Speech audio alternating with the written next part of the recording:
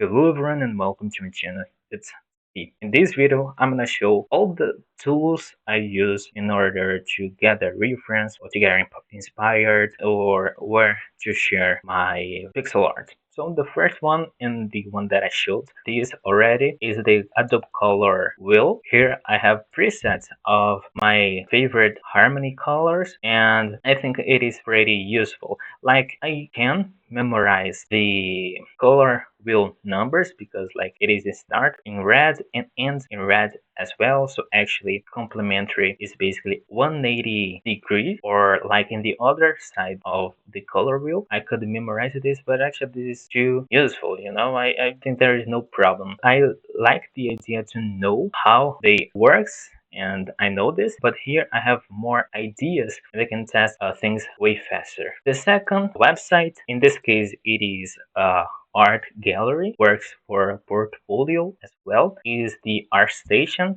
Artstation, nowadays you need to actually create an account in Epic Games. So actually you need to create account in another website, actually another web application, and sign up with this. But this is just amazing, guys. I think it's the most rich website for digital art I ever have the opportunity to experience. Here people are just too crazy. I know there are beginners as myself, but here we have really crazy people. For example, Riot Games Splash Art. Well, you may not like League of Legends, as now I do not like, but I used to like, and they just have the most crazy splash arts I ever saw. So for example, Irelia, I think is a great example.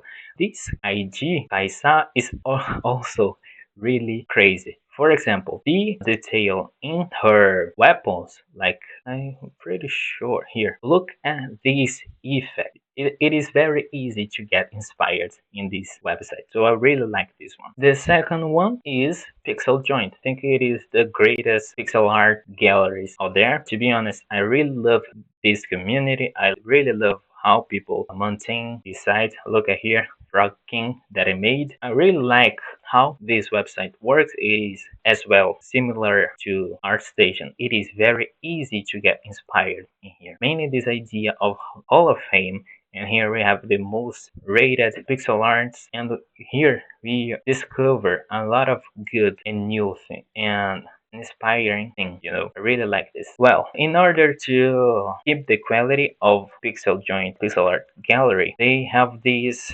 tool called image inspection that you are able to pick file, for example my frog, and here we have the color inspection in it. So here you have the insights of how to control your color palette better.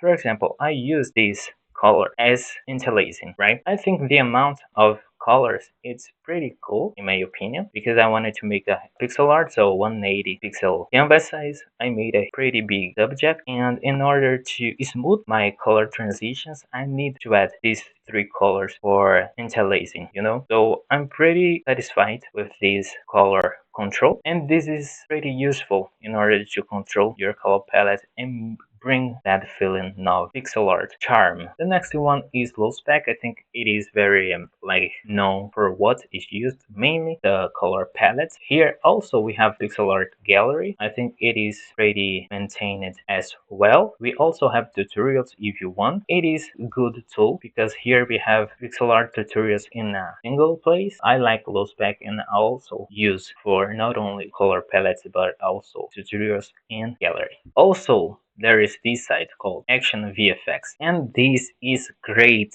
for visual effects. And if you want to become a pixel art focused on visual effects, this website is really good. There is also a real-time VFX website, but this one you have really cool things. For example, I searched for sparks, and as you can see, I can check how they work and try to replicate this effect in pixel art as sparks. For example, I have this lightning in here. And right here you have the categories if you want to explore. It is a really good website. So we also have this website called Film Database. Even though their URL is app.film.ai, it's not necessarily AI footage is a really powerful tool because films, movies are really great source of composition, of theory being applied. So for example, if I search for a color such as green, as you can see, it searched for image and videos with that color, and now we are able to understand more. Remember when I talk about bounce light and ambient light? Look at the skin of this person. Even though it is clearly not a black person, for example, their highlights, like the lights that bounce in the wall and hit this skin, make them looks greenish. And why I talked about black skin? Because usually black skin is the one that is most affected by ambient light. Now we have this website called EYECANDY, and the same idea of the last one, film database. Here we have actually in some camera techniques that sells an effect. So for example, I don't know, click in this bolt cam. So here is the description. Incredibly fast motorized camera arm capable of moving 6 feet per second in any direction. So as you can see, we have this effect right here. We have the camera moving in a very mechanical and very fast. This one called pedestal. So a pedestal shot is the type of camera movement in which the camera is moved vertically up or down while the tripod or camera mount remains stationary. This movement creates the illusion of camera rising or falling in relation to the subject being filmed. So yeah, this is the effect of rising the camera. I don't know why this is so laggy, but whatever. Now last but not least, I will just list the softwares I use to make games. So it's basically three. I won't dive deep down. There are a lot of other software that you could use in order to plan, to test, and etc. But to be honest, I think this is just creating friction into something that needs to be smooth, because if you don't remove or decrease the friction, you will need more willpower and discipline in order to do something, unless just be moved by the love of that thing, you know.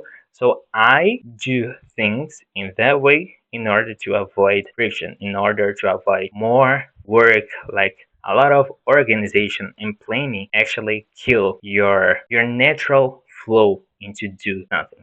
So I use Aseprite, I use Godot. I used to use Unity to make games. I switched to Godot because it is open source, and actually I love every single new version it is released, so I'm really happy about it. And people who create a lot of plugins, add-ons, tools for Godot, for example, there are some libraries that comes with Godot that, to be honest, I just love. They are really useful, and I am trying to become specialized in Godot. So I do not use Unity anymore. Unreal is a really powerful engine I do not underestimate, and actually I am pretty happy whenever a really good game is made with Unreal, because I feel the potential of the engine and I like it. And to make my music, I use this Slarmoo box that is a modified version of Beatbox. I have a lot of instrument presets in here, so it is very useful and complete. Even though FL Studio is a really cool tool, I feel my workflow flow very greatly with this tool. So that's it. Thanks for watching, and see you in the next video. Bye.